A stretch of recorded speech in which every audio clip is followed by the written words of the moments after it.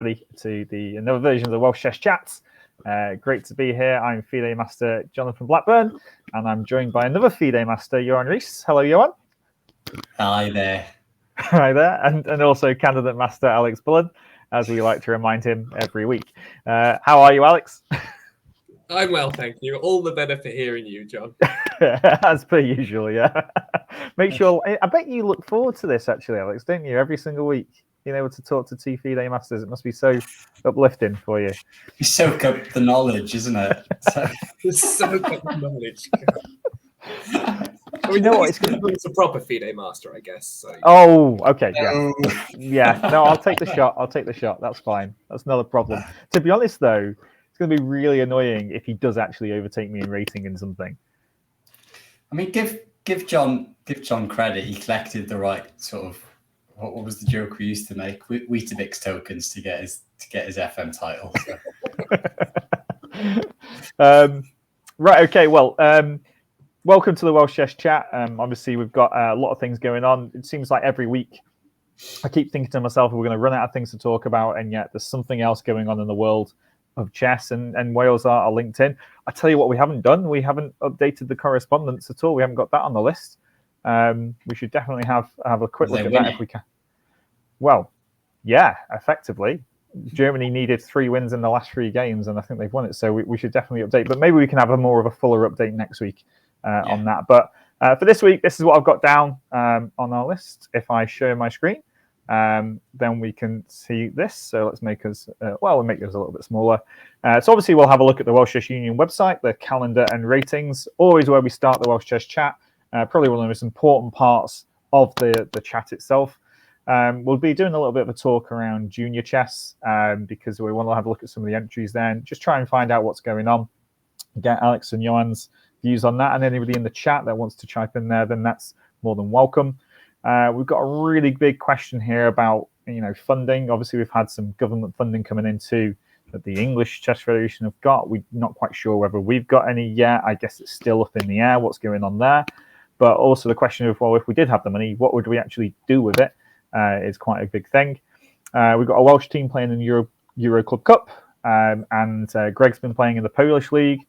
Title Tuesday update as well, and we just mentioned about the correspondence update, which I don't think we'll have time for, but we'll do that next week, I think, as well. But yeah, without any further ado, let's have a look at the Welsh calendar. Any changes that we've seen, guys? Any changes at all?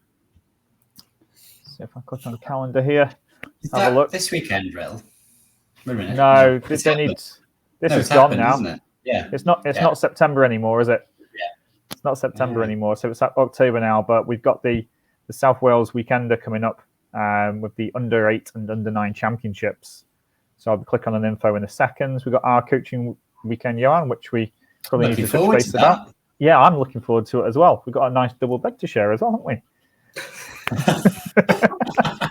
Yeah, that's what I'm looking forward to. Yeah, I thought it might be. I'm looking forward to getting back, some nice fresh Welsh air again. Fresh Welsh, yeah. In the centre of Cardiff, yeah.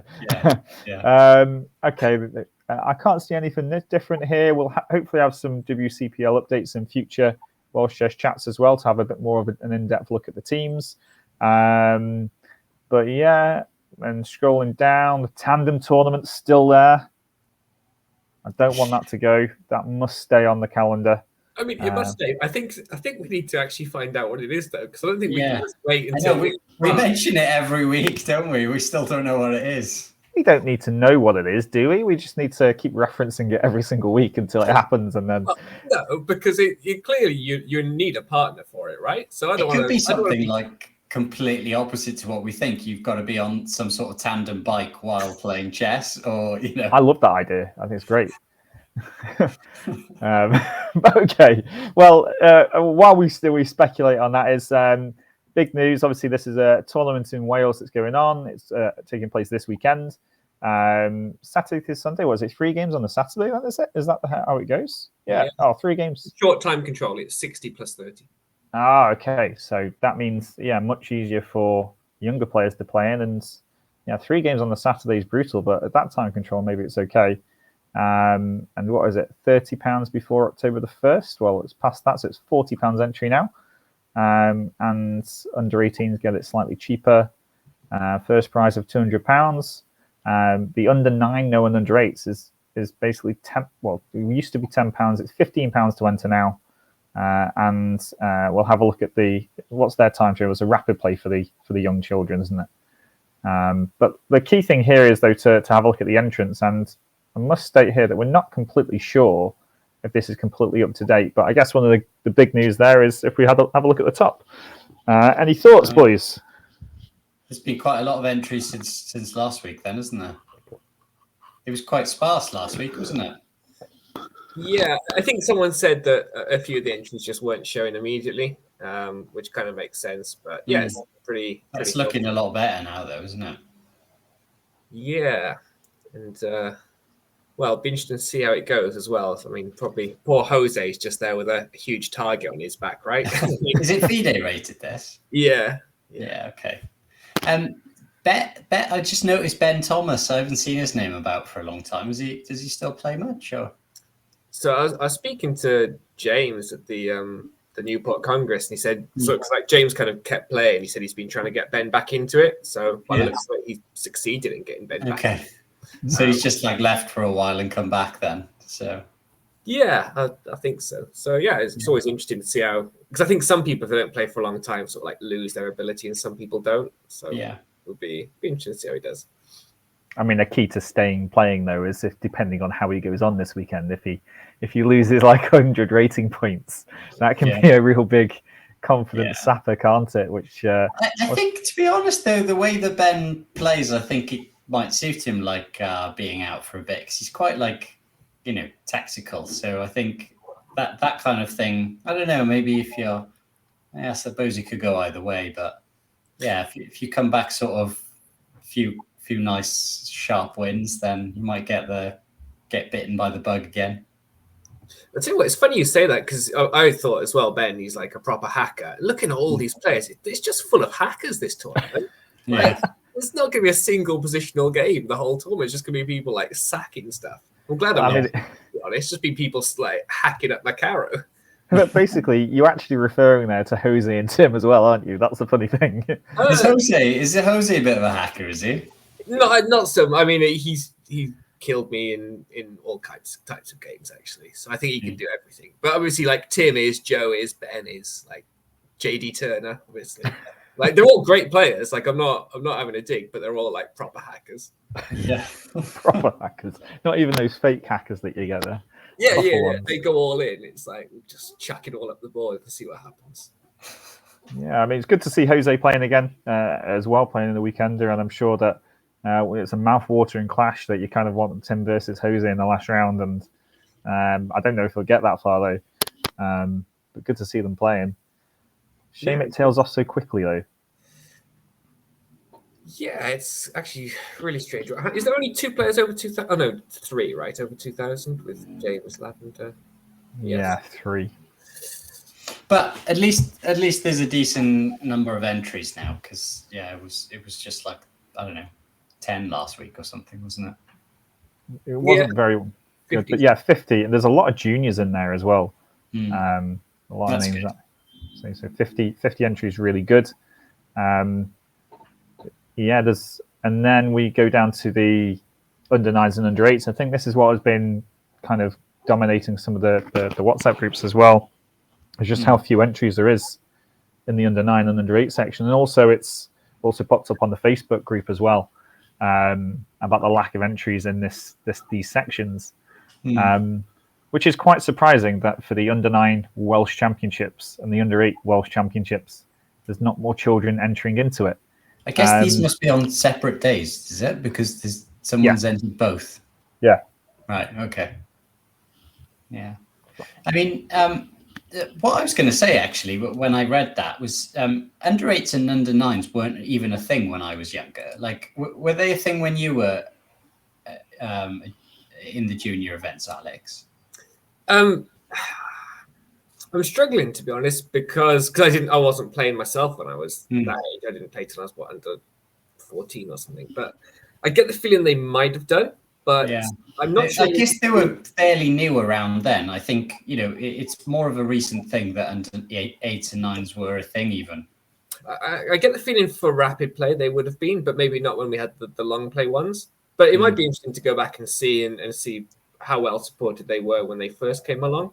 Because it does look like not many, but when you say that and think about it, I don't remember under eights being a thing, but mostly because I wasn't looking, I guess. I guess one of the things to think about is like how many do. It's a difficult comparison. It's not the same thing, but how many under eights and under nines do you have playing in the English tournaments?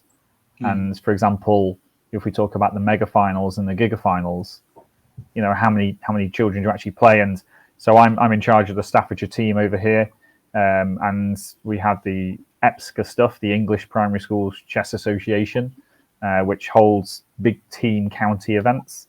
So it's kind of something that's been going on for many, many years, where for an under 11, which is year 6 and younger, you have like 20 players in your team plus 4 reserves that you have at under 11, and you go and play against, you all travel to somewhere and play a zonal qualifier against other counties. And yes, it is a pain to organise these things, as I found out, but a lot of fun for the children. And then there's also an under 9 one, which is actually 12 boards plus 4 reserves. And I was really proud actually and pleased that last year I was actually able to take a full 16 to the tournament to give them that experience of playing and representing the county and having a great time doing so.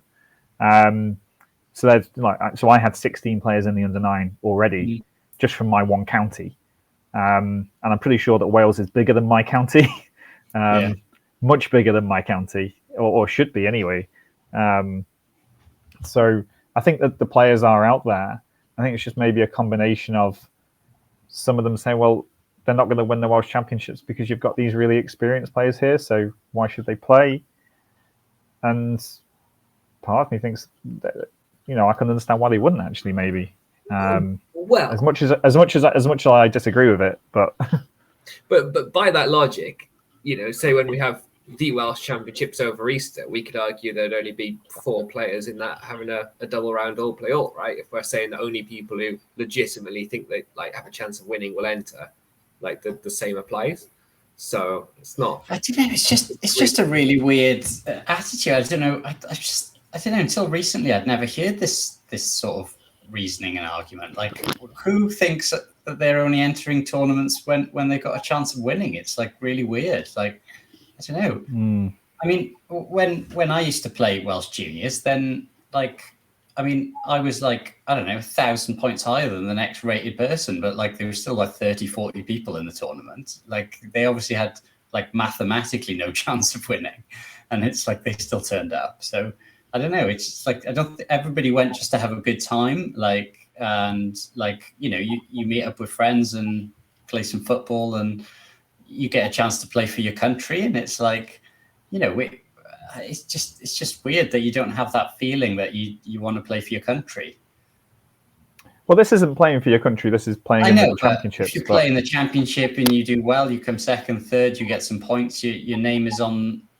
Your name is being talked about in selection meetings. If you don't turn up, then nobody knows you exist, and you don't get better. I think you might not win it this year. You win it next year. It's a great point that you make there, by the way. I fully agree with you don't get better if you don't play. And that should be what most children are striving to go towards. I think that's maybe the problem at the moment, is that getting into the Welsh junior team is quite easy at the moment. And it's almost too easy that, in some cases, maybe they're desperate for players to play to make the team. I think turned up to one and they were counting on the Irish to supply 4 extra players, so we defaulted loads of boards or something like that. So it's at that stage at the moment where it's too easy to get into the team, but very quickly in the space of a year, 2 years, it's going to be a case that if things continue to improve, which I think they are in general, especially with the work going on in the few different clubs that I've heard about, it's going to be then competitive to get into the team. And we'll start seeing these tournaments fill up where they're all fighting for the spaces, basically. Hopefully. I think obviously if the downward trend continues, there just won't be anything happening, will there? No, I mean, I think that I think that there's more work going on in schools though, and it's more on people's radar. And I think there's some work going on. Possibly, is it Barry? Is that right, Alex? There was I don't know if was it Barry Island or was it somewhere else?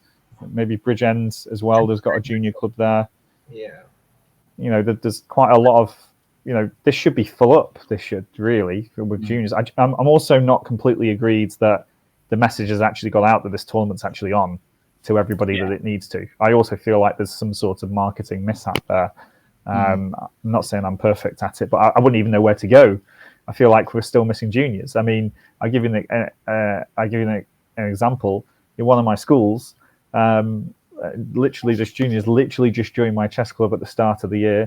I knew him. Just started to know him in the summer, and he's already learned chess at home. He's in year 2, so he would be under 8, and he's like he would compete here at the 800, 900, 1,000 level straight away without any help from me. Really, I'm starting to guide him now, but you know you can just discover these players. They've already learned chess at home. They can already play, and I think we need to put more in place to discover these players that are already playing. They've already kind of got that kind of mentality of chess and how to actually take it further. But on another point, though, there is also, suppose you were quite a low-rated player, you knew you maybe weren't as good as some of these players. There is also a bit of a confidence issue with children as well, where if you go into these tournaments and suppose you get 1 point out of 5 or even 0 out of 5, you know, could their confidence be sapped that they just don't enjoy it and don't want to play anymore and just turn off chess completely? Is that something that could happen?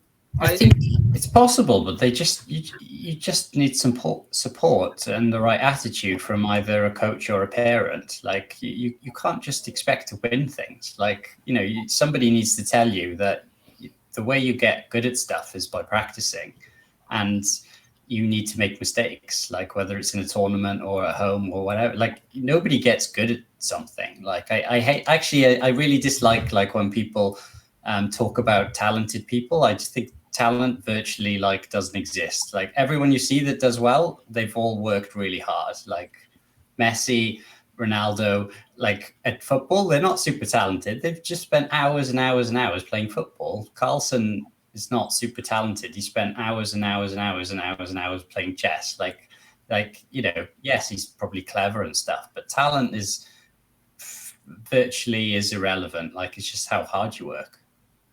Yeah, I agree with the attitude part as well. And I think what you notice, you're probably the exception, Johan, but I think what you notice in general is the kids on the junior circuit who win all the tournaments, because you always have one kid who dominates an age group, right? When they start, probably because they've learned earlier than everyone else, that kid never, ever goes on to be the best player because they're the best and everyone's sort of going at them. And and it's the ones then who work hard. And it might take them some time to catch up to the level of the other people and overtake them. But I think it's always those people eventually who put the work in that get to the top. And if you're going to be the person who gets 1 out of 5 in a tournament and says, okay, I don't want to play anymore, well, you didn't have the temperament to be the top player anyway. So, but I think when you're that young, it either comes from your parents or it comes from a coach. Like I think I could get my I could get the right attitude across to the people that I coached. I think because that's almost that's more important than what you actually teach them as a chess coach. I think because actually to get good at chess, unless you're like a multi-millionaire, you can't afford enough coaching to get good at chess, right? Because you have to do 10,000 hours of work, so you're not going to pay like 10,000 hours of coaching. Most of the work happens on your own. And somebody needs to be honest with you and tell you that when you start. Like, if you want to be a master, FIDE master, IM, GM, like it's 10,000 hours of work. So, like, whether you want to do that or not, like. You missed out CM there, but point still stands. I don't know. I reckon a bit more work you get to FM. I think maybe you're not at the 10,000 yet. Do you think? Probably. Well, I mean, probably not. But as you said, I've collected some of the Weetabix tokens. Got a couple more cut out, and we'll be there. There's an interesting point here, guys. So we're talking about obviously young children. So here we, Carlsen obviously was known for his memory from a very early age, and clearly has some sort of advantage. I don't know what type of memory he has, or I'm sure it's been that's just practice, right? Like, yes, he just that's an attitude that's come from his parents that like they practiced with him. Nobody just reads the list of countries and knows them. You have to practice. Like, your memory's no different when you're little to when you're older. You just have to practice. Yeah, it's an interesting point. I think that, I kind of say that when I go into a school and I see the children in my chess clubs, and you can just tell sometimes from a maturity level, but also just from what level they're thinking of. Like, some children will just completely ignore what their opponents are doing, do what they want to do. You've got another child that sits there and they can see when their pieces are under attack and they want to move it away. And it's sometimes that's just such a simple thing to think about. And sometimes the just maturity level is actually different there between them. But I can kind of understand a little bit about why they might be a bit worried about playing and then losing all the games. You obviously don't want to hurt the confidence. But when you were mentioning there, some of the first things that you said, Joanne, was you turn up to see your friends. You turn up to play football with your friends, or in the lunchtime, or whatever it might be, whatever other games it might be that you play. And these are other children that you get to know because they're in your year group as you grow up, and so the next year you're going to see them every time, aren't you? Yeah. And play on. And it was I just remember what drew me to chess when we were younger, and I just must assume that must be lost now, because it was such a great time. Like, I feel like chess gave me a lot of really good stuff. Like, going just the tournaments in Wales, you just go see your friends, play football, and then going to World Youths, like, with your friends, and it was just brilliant. And I can't see why kids wouldn't want to go and do that unless it doesn't exist anymore, I'll throw something else at you then, just while we're here. There has been a little bit of a cultural change in the way that schools treat competitions, which is quite a big thing for chess, because chess is quite brutal. You either win or you lose, pretty much. And it's a zero-sum game, whereas what a lot of schools are doing, like participation trophies and medals, and making sure that nobody feels like they've done badly if they lose, for example. What are both of your thoughts on that, Simon? Because I think maybe has that kind of filtered through into this new generation, shall we say, that are maybe not as tough as we were? I don't think it's a generation though, right? Because it's just a British thing. It's like, the other countries, the other countries don't do this. They don't mollycoddle all their kids, and that's why they have champions. I mean, it's just the way the country's going. There's a losers mentality in Britain. Like, that's why we kind of underperform in sport compared to the rest of the world. So I think there's a losers mentality. You just have to realize that you have to make mistakes and learn from them, right? And it hurts when you make a mistake, but it feels really good when you win, especially when you've corrected a mistake and then you win later. And it just needs to come from parents, teachers, and people who coach. Like, you just need to explain to a kid, it hurts, or it's going to hurt, but you will get better and you'll enjoy it even more because of that effort. It just takes that one little conversation from the right person, and it can change your attitude. Yeah. Couldn't agree more. Okay, we move on to the ratings then, as we just had a little bit of think of that. And Alex, are your ratings up to date now? Yeah, I haven't played for a few weeks. Okay, and trying to be chased down by Tim, but he's quite far behind now, but still gaining points there as well. We do know somebody else that's played, which is Greg. And so Welsh rating officers, I think Greg might have even gained some rating in Poland. He told me he might have gained some small amount of rating on his FIDE rating anyway. So I don't know if the Polish games will be going through. So what was going on there then? He was doing the Polish league. Is that just a couple of games, or is it it's like 7 or 9 games, I think, actually. I think he scored relatively well. He got quite a few draws. He sent me one game, which we might have a look at later on.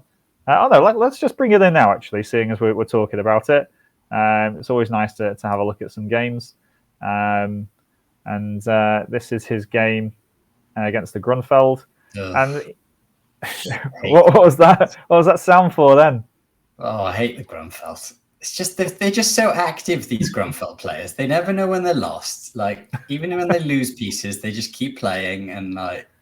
Well, maybe you have to take Greg's approach here and play King F1 and then H4. That is exactly what I do. But then they just get so active and it's really annoying. It's just like, leave me alone and lose quietly, please. Yeah, just play. Yeah, it is annoying. This is quite nice. Rook D8 followed by Queen B3, attacking F7. Felt like that was maybe a bit misplayed there by Black. But maybe I'm focused on the wrong thing. I haven't really looked at this game in much detail, but I just quite liked the hacky nature of it. You know, we're talking about. We described the players in the tournament before as hacky. You know, this is exactly. Greg's another one, isn't he? He's another hacky player.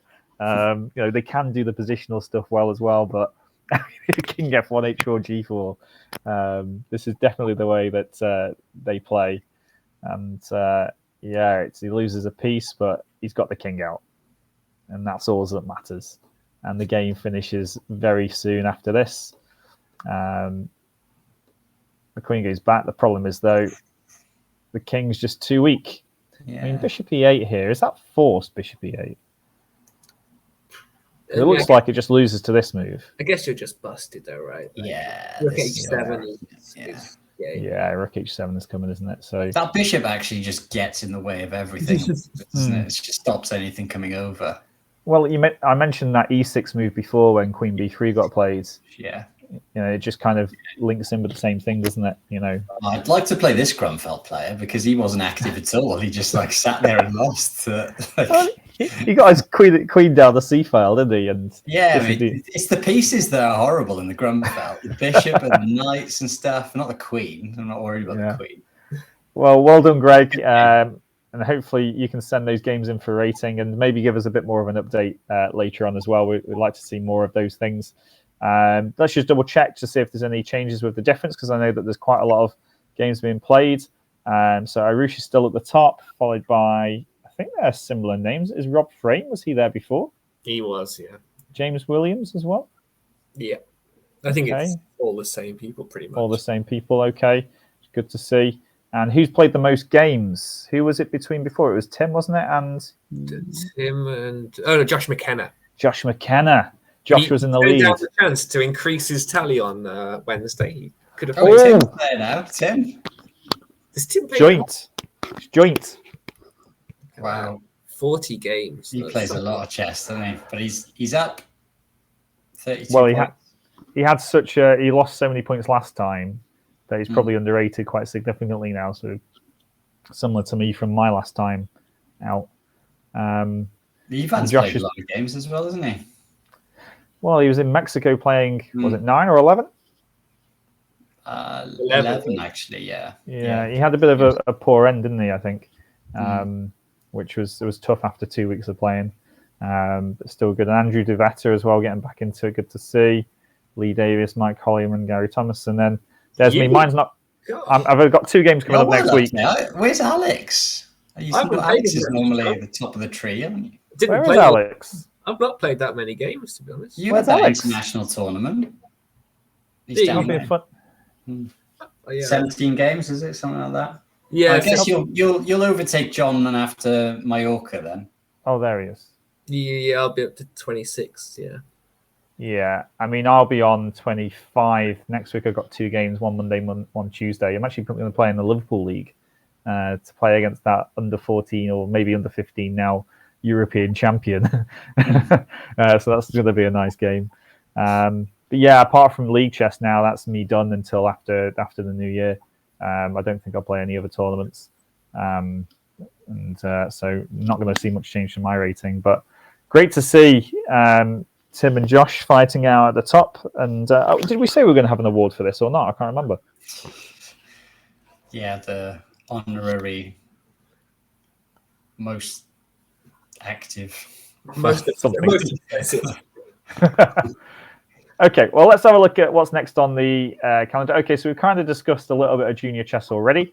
So now just a quick kind of thing about funding. So one of the points that was brought up on the Facebook group was that, unless we kind of get some funding in, we're not going to be able to improve Welsh chess.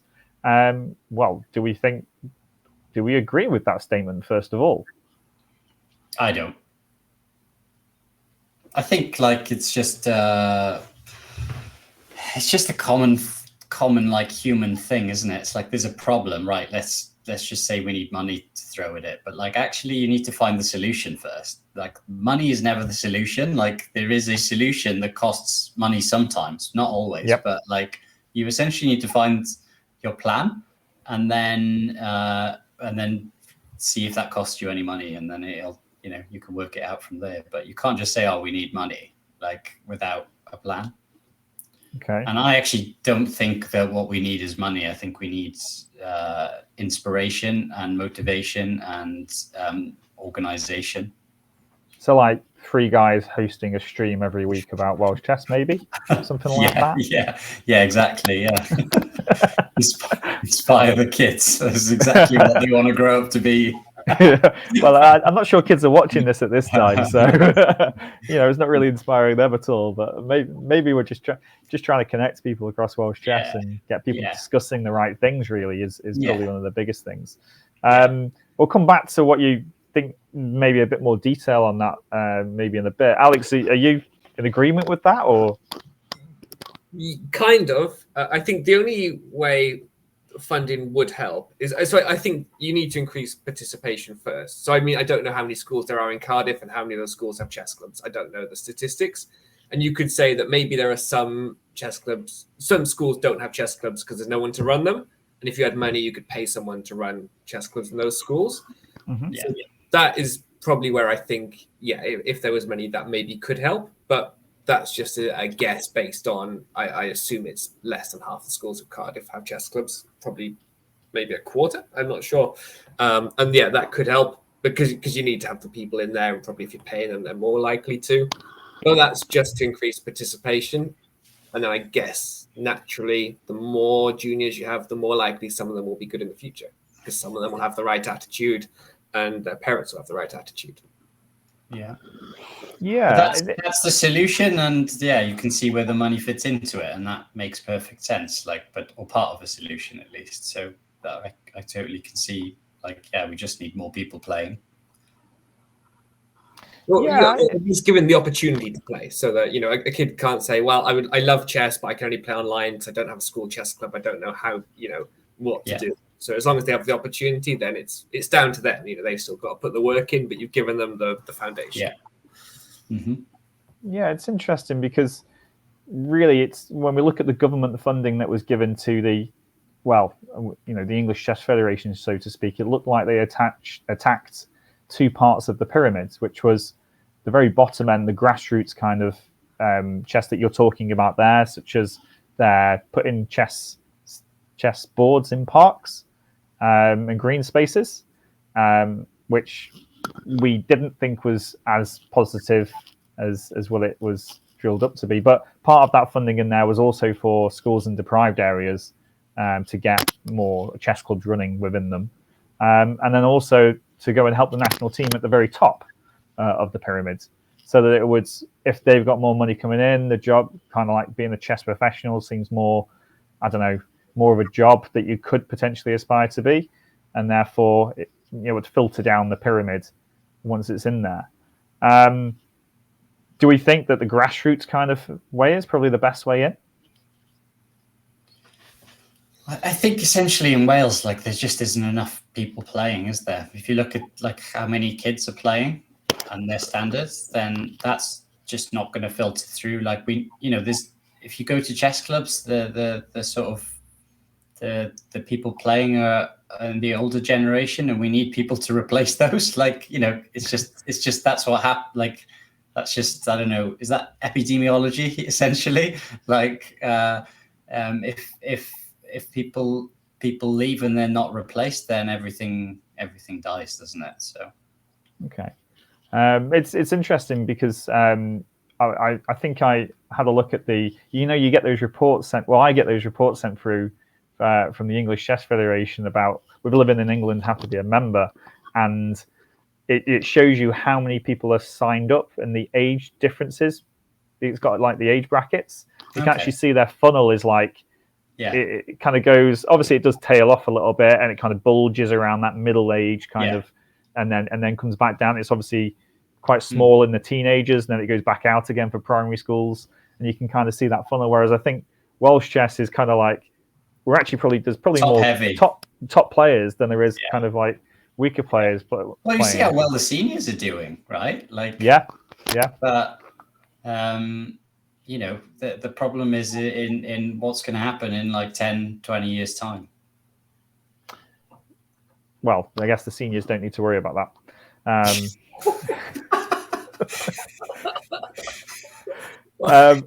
Okay, this might make my next point redundant then, because I actually put this slide up here and was actually hoping that we get some answers from the chat as well, or maybe people watching on record.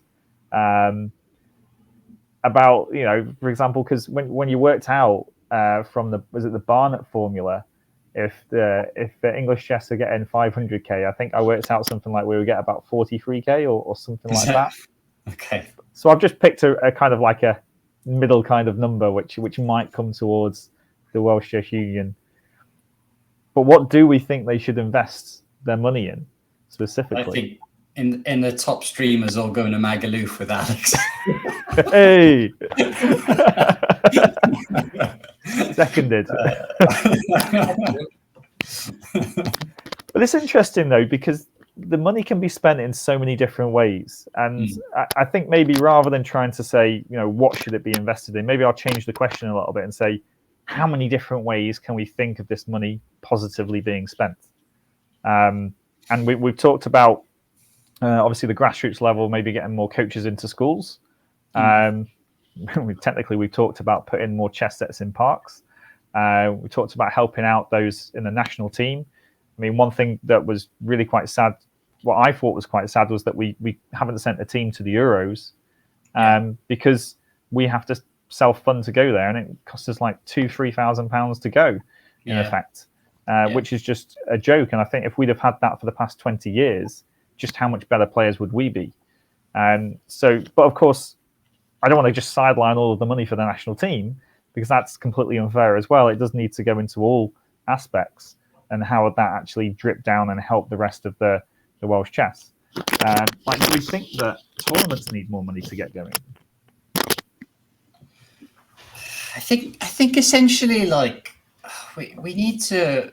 It needs to be like more of a thing to play for Wales, like at all ages. And I just think everybody, I don't know, we just need to make that like a thing. I'm sure when we were younger, like I remember getting my first letter to say that, I'd been selected to play for Wales. And I was well chuffed. Like I was super chuffed. Like I'd only just started playing. Like I just wasn't expecting it at all. And I just don't think anybody gets that feeling anymore, do they? I was playing like board 12 in the under 10s. It was like, but I was still like super chuffed. I remember. It was just like, but nobody really gets that feeling anymore, do they? I guess. Well, I guess we don't know. But Alex, maybe you're the youngest, so. I'm the same as Joe, and I think when you get those call ups, it's like, wow, it means a lot in the time. And I think it probably comes back to the point whereby we had to work a bit to earn that right. Whereas, as I always say now, it's Wales are 3 players short for a junior match who can play. So it's if anyone can go, it doesn't feel like, oh, look what I've achieved, which is sad. And I think obviously that's not how it should be in the future. But I think more needs to be made of like the World Youths and stuff as well. Like I think to take a team to the World Youths and it's competitive to get in, and then maybe send a coach that is like inspiring, like not someone who's just going to get them better at chess or get them results at that tournament, but someone who's going to like just really inspire them to want to push on for the next couple of years before the next one. It's not necessarily about their knowledge or, sending a GM or something, but someone who's like relatable and will sort of inspire them. because that's what you want, isn't it? Yeah, and you want it to be fun for them as well. You want them And to go, fun, someone fun as well. Yeah, so they can learn stuff, but it's not someone just lecturing them for an hour, and you're like, oh god. Yeah, exactly. You need someone who's like gonna get them revved up, enjoy it, have a great time, and then want to be the best next year so that they go again, and then also tell everybody else how great it was, so that everybody else wants to be on that plane. So I didn't realize this, but you guys was telling me that they don't even send a team anymore. No, I've not seen it. I think post-COVID, I've not seen any kids go to World Youth or whatever, which is weird because accommodations, like you can everything's free, isn't it? Yeah. Well, accommodation for one boy and one girl in each age group is free. So I know there became this thing where everyone always went with parents, which I don't think was so good. Like, I mean, if it wasn't in Brazil, I'd have ditched my mum 1 year earlier than I did, but there was no chance for that. But I think it's always a more fun trip when you go without your parents as well. Like, and I think then it became this thing of, everyone's going with parents, and then a lot of parents say, well, now it's too expensive because I've got to pay for my accommodation plus their flights plus this. And then they go, okay, so now we can't go, and then you end up sending one kid with their parent who doesn't have a great time because they've just gone alone, and we're not going to bother with that next year. So. I came across some of my old photos from like Oropesa the other day, right? Like, really? And like, there was just the whole team on one of our balconies, like just, in a group photo. And like, I think my dad was like the coach or something. And like someone had just tipped a bottle of water over his heads, one of the other kids and stuff. And like, it was just like, seeing that picture just brought home the memories of those trips to Oropesa were amazing. And Caruana on his podcast was talking about World Juniors. And they were talking about Oropesa and actually even Belfort. Like, I don't think you were there. No, you were too old by that point. But Belfort was like the worst organized World Championship ever. But it was so terrible, it like brought the whole team together. And like, and it seems like all the other countries were the same as well, because Caruana was talking about it. Like, and it was really nice to listen to that podcast, because it was like, I just kind of felt like I was sort of 10, 11, 12 again, like all those best memories from playing chess as a kid. Yeah, and have you coached at a World Junior? Yeah, 3 of them. You have? You coached at 3 of them. And Alex, how many have you coached at? Coached at 1. Okay, but have you done Euros as well, maybe, or? I never went to Europeans as a player or coach. Okay, so you two have actually coached at World Juniors already. You're kind of already waiting there for the call. Can you go? Can't you go? You're basically waiting for the call, aren't you? Well, for future ones. Yeah. No, it was really good. Actually, it was really good. It was totally different to when I was a kid, though. Like there was just, the teams were massive, like, and it wasn't just one in each age group. And it was more of a different vibe to when I was going through it. I actually used to coach when I was a kid as well. I used to coach all the other kids because I was like better than my dad. So yeah, I mean the thing is, when we went, it was like maximum of 2 per age group, really, and that was a rarity. It was just one per age group. Yeah. Whereas what did it expand so much that you had it was massive teams, massive. Like it was like, I don't know, there's like 5 kids in each age group and stuff sometimes. So where are they now? Well, exactly. They don't play anymore because it was just a different attitude to it, right? It was just like, I don't know. It was more like, it's on the CV now, job done. And giving it away too cheaply, yeah? Well, it was just like, you can pay to, like, because obviously it wasn't free for them, right? You just pay to go, and like everybody goes if they want, really. I think that's when things turned, really. I guess it wasn't like a fight every year at the junior tournaments to get that place. But at the same time, though, because I know the one I coached at, they sent 19 kids. And we had 4 coaches, and whilst they don't have to fight, I think it's better to send too many kids than no kids. Not enough, yeah. Right? Yeah, at least they can have a fun together then. Yeah, and I don't think there was a couple you think they're probably not good enough to be here, but on the whole, I'd say that the majority weren't too out of their depth, because that's the thing, the difference between world youth and European youth. European youth is savage because the European country is good. World youth, you get a lot who are quite weak in there as well. So I think sending more is better, and then more is definitely better than less. Yeah, and it creates opportunities for coaches as well. Right. Well, we've got we've got our pitches in, shall we say? If you need a team of coaches to go, then I can't think of three better looking guys and more fun guys to go. Inspirational, John. Inspirational. I know, right? Imagine us three coaching. Oh, that'd be crazy. All three of us. They've got two of us coaching, in a weekend or so's time. Imagine three of us together. That would just be mental. But okay, let's move on. So, Alex, obviously, just to give us a bit of an update on the Euro Club Cup. Yes, so European Club Cup. Before I go into results, I should say that it's been quite crazy over there. So they're in Durrës, Albania, and apparently about 10% of all players there have been ill. At some point during their stay, and the hotel has said it's got nothing to do with the food we're preparing. It's nothing to do with the food. It's just a coincidence. And apparently, everyone's just basically getting food poisoning. And there's so many defaults every day as well. Right. Because obviously you have to. I mean, they sometimes extend the time when you can put your team out. But if you've got people who are sick or just a couple of hours before the game, they're just not turning up. So it's a bit chaotic. So we'll come on to that a little bit more in a moment. Currently the two teams leading are Super Chess, who have got Vishy Anand and Richard Rapport, who held a nice game today. So this team and Office. They've been scraping wins, haven't they? Super Chess, like just 1 win, all draws. Yeah, they're just proper team play though. Like they kind of sense the weakness on Movsisyan playing these dodgy carrows, and everyone else kind of halves out whilst they grind him down.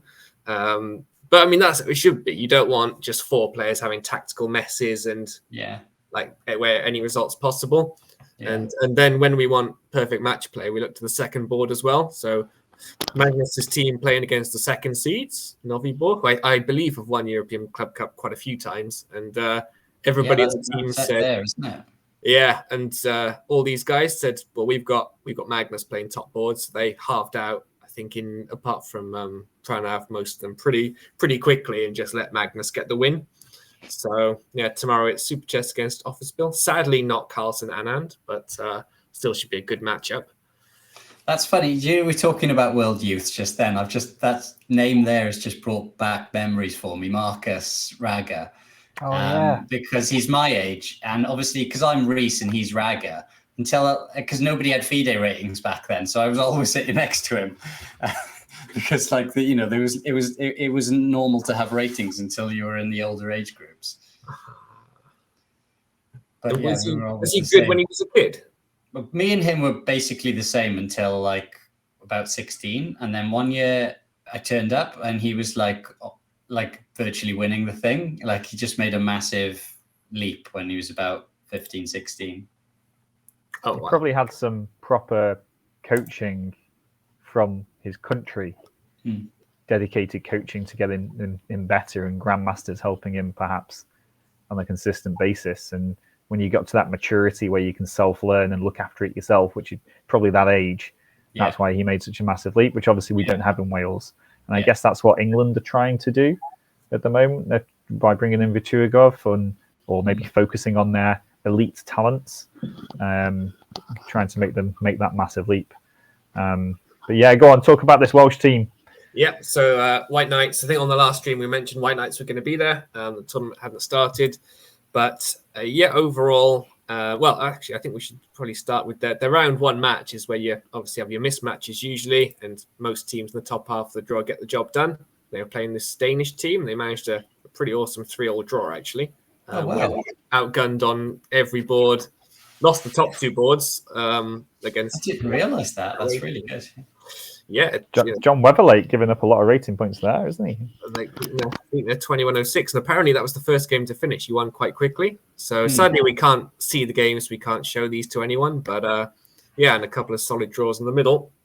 And it's been the story of their tournament, really. White Knights. They just don't go away against anyone. Sort of second match, obviously pretty tough for everybody. But Alan Pleasant's taking down a 24-93, which is certainly a better player than I've ever taken down by a long way. It's pretty awesome result for Alan, which I imagine he'll be pretty pleased with. And again, I hopefully we can get that game and actually show it, because I think probably that was over 500 point rating gap that he's turned over there. So if they do the Jeff Tyrrell game prize, then that's going to be nailed in there. Yeah.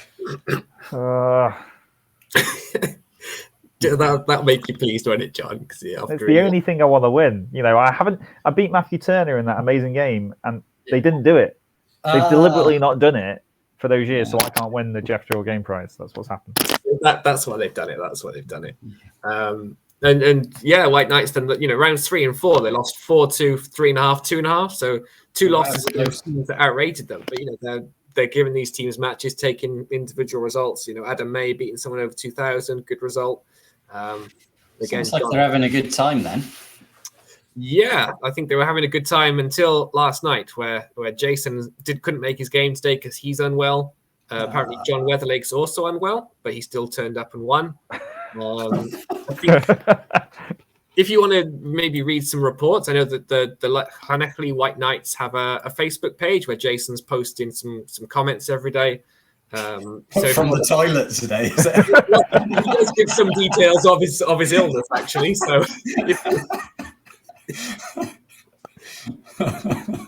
I mean, have we not got like a line from that we can read out, perhaps, just to give people a flavour for what Jason's going through, perhaps? That might be quite nice. But where is there? I want to load it up, Alex. How do we get there? What do we have to load?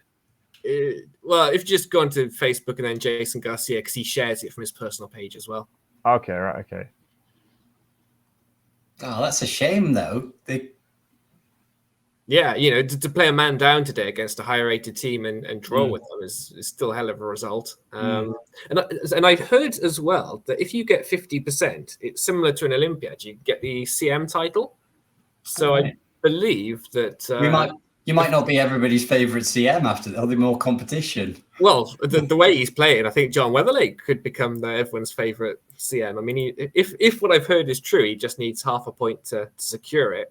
Wow. And you need 5 out of 7 for a provisional FM, but you'd need to hit 2100 still at some point. But so I mean, if that's true, then Lee, John, Adam all have great chances to make that. Wow. So I've just seen Jason's post, and while he doesn't go into too much graphic detail, which is unfortunate, it does say that the hotel is trying to deny it is food related, but the evidence is all to the contrary, which is probably the best thing. I hope you get well, guys, and well done so far, I think. But maybe it's also an opportunity if the opposition are doing unwell, makes that variance go a little bit higher, perhaps. So that's true. Opportunities. Yeah, very, very true, very true. But I think they'll be relishing the matchups they've had, and go for the last couple of rounds.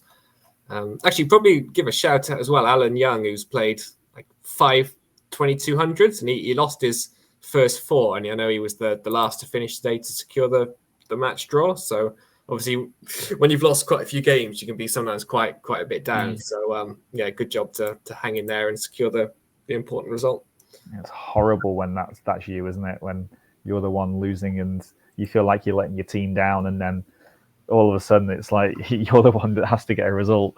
So much pressure on you, like must not mess this up as well. It can be savage when your teammates are doing well as well. You lose, your team wins, and your opponent doesn't get easy the next day. You're like, oh god, that's true.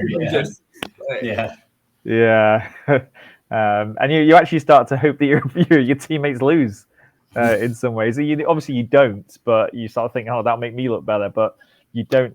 It's the wrong way to think, isn't it, in a way? But all those different teammates who wanted us to lose, Joe. We've had some willing the 3-1 loss. It does bring this this point though that these tournaments that like the Olympiad, for example, in India was another one. And I think, to be honest, any Olympiad, any tournament like this, whenever you go abroad, I think just health and well-being is such an important factor towards those latter few games.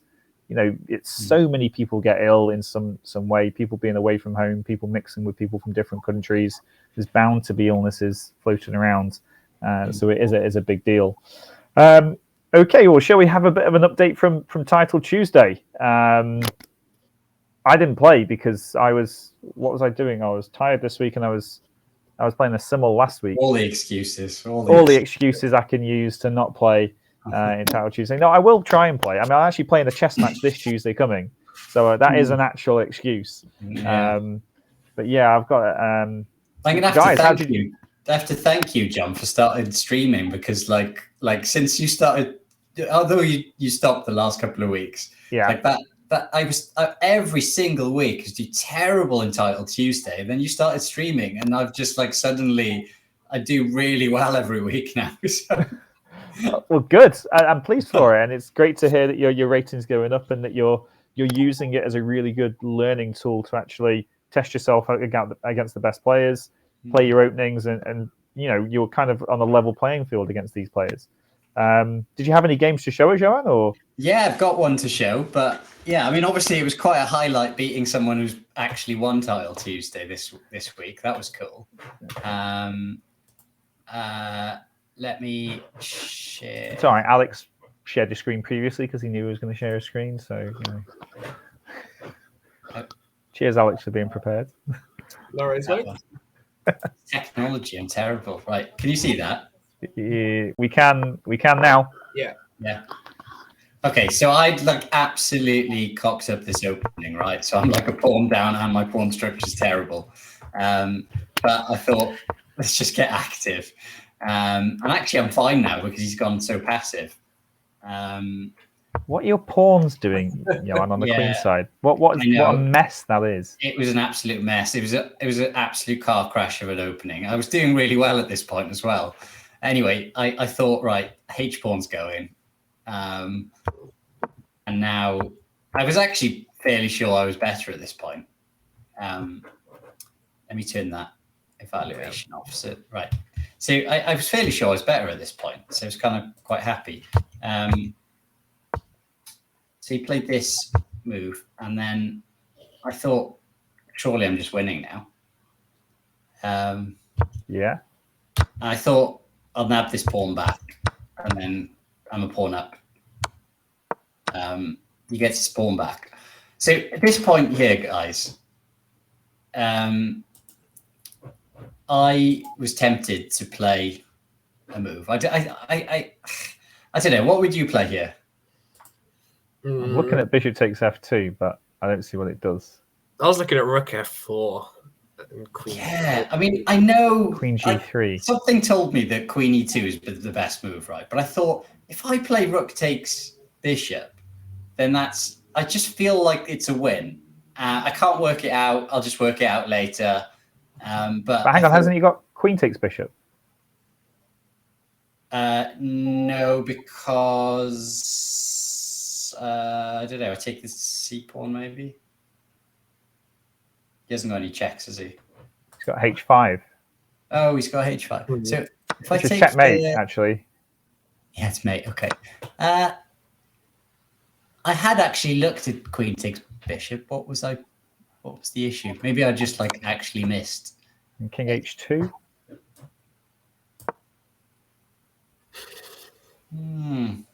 I can't work it out now, but I have since looked at this with the computer. Well, we can put the evaluation on. Let's have a look. And the lines? It didn't actually even mention. Yeah, maybe not then. So he gets out of it. Anyway, there's a better move for him. Do you know? Okay. Do you know how we miss retreating moves? It's a common thing, isn't it? Right? Yeah.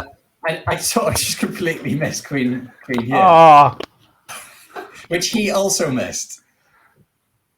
But anyway, I actually missed that move when he played this move, and I hadn't seen the win.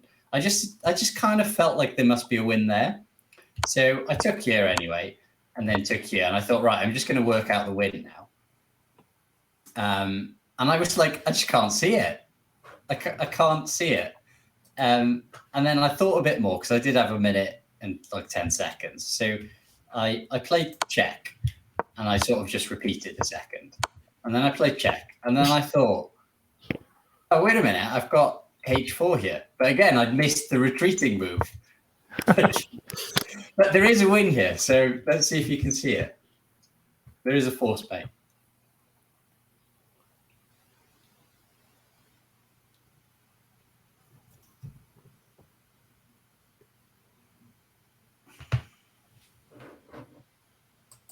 Oh, I mean, it's. Well, I'll give John some time to work it out as well. I mean, if it's so simple, it's going to be hard for me to find. I was looking at Queen G1. It's not that simple, but you know, Queen G1, Queen G4, or something like that. But no, I've not seen it. No, so it's Queen E2. So King H3, and then Bishop G1. You saw that, Alex, then? I did not. I was also. You're mugging me off. I was also no. I thought I'd solved it. Just so you were wrong, right? I've not solved it. Well, I mean, I knew that the whole point. Like, I had to cover the E4 square, right? Like, yeah. I had to cover the E4 square from the check, and then use whatever pieces I had to mate him. But I just completely missed the retreating move, like as I had done earlier on in the game. But apparently, like, that is just a really common thing that we don't really see pieces going backwards. So hang on, what happens after Queen G2 here?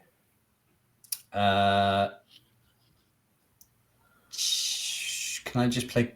Queen E6 check, King G3, Queen G4 mate.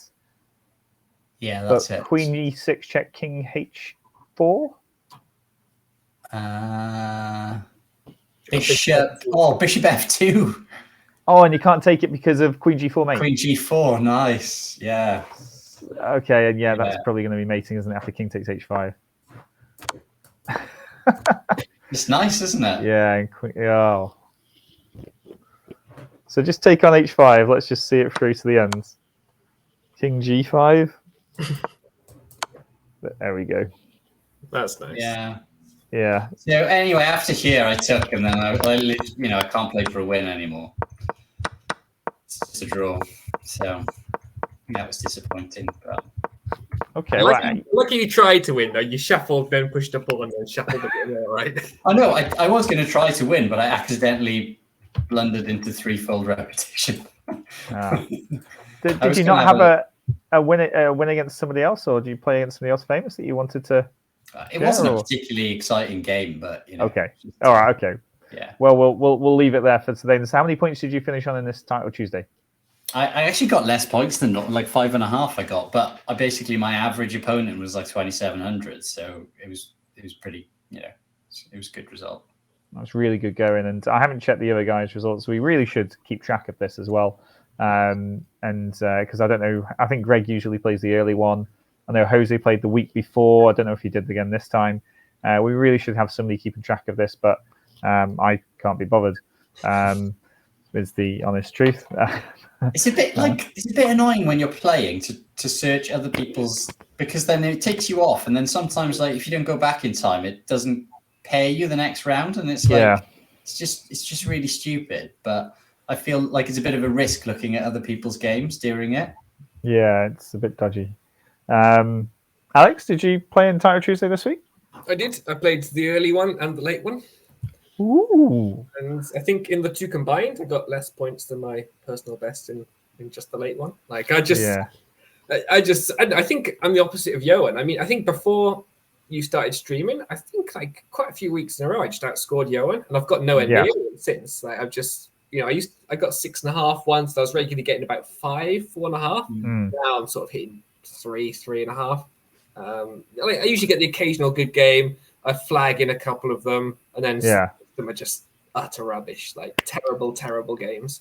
It's just a tough time of day to play after a day of work, isn't it? Like by the last, I was going to make a spreadsheet out of interest because I feel like to the last 3 rounds, I'm just like I lose. I might as well just play 8 rounds or something. It's just knackered by the end. The second break, I think, is tough to reset after. the second break. The first one's fine because usually I've done badly in the first 4, and I do well in the second 4 games. And then it has that reset, and you're just like, you think it's interesting as well for time of year. So one thing this is maybe people can check out is I had a look at my Lichess kind of graph about when my last peak rating was.